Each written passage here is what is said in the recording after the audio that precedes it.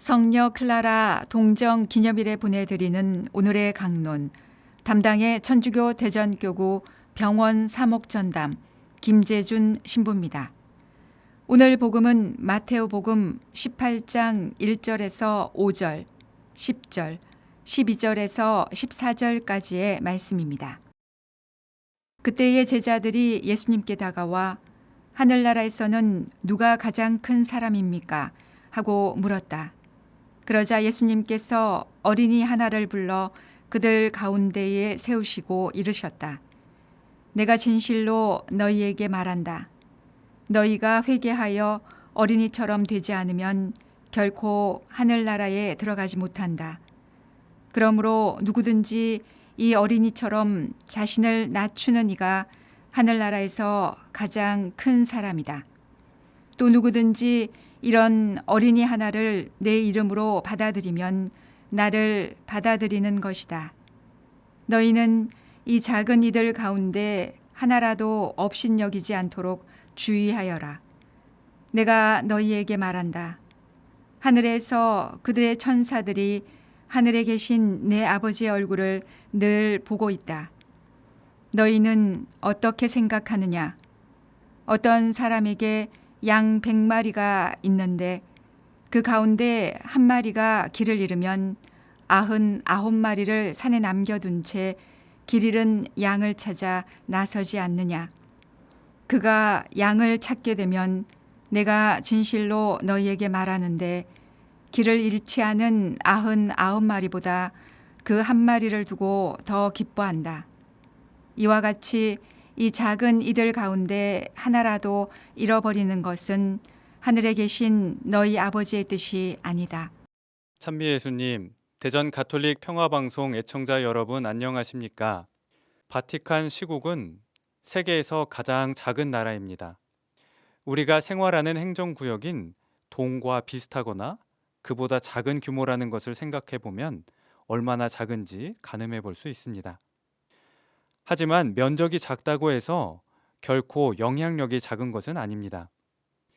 세속적으로 비교할 수는 없지만 분명 바티칸은 세계에서 큰 영향력을 가진 나라 가운데 하나입니다. 작지만 큰 나라입니다. 예수님을 따르는 이들의 공동체인 교회의 중심지이기 때문에 그렇습니다. 이처럼 겉모습이 작다고 해서 결코 영향력까지 작은 것은 아닙니다. 오늘 복음 속 예수님께서도 그러한 사실을 일깨워 주십니다. 어린아이를 데려다가 말씀하시면서 그 사실을 일러주십니다. 어린아이와 같은 사람이 하늘나라에서는 가장 큰 사람이라고 말입니다. 어른들의 눈으로 보았을 때 어린아이는 미숙하고 채 성장을 다하지 못한 존재로 보입니다. 하지만 어린아이는 자신을 낮추고 겸손한 모습을 지닙니다.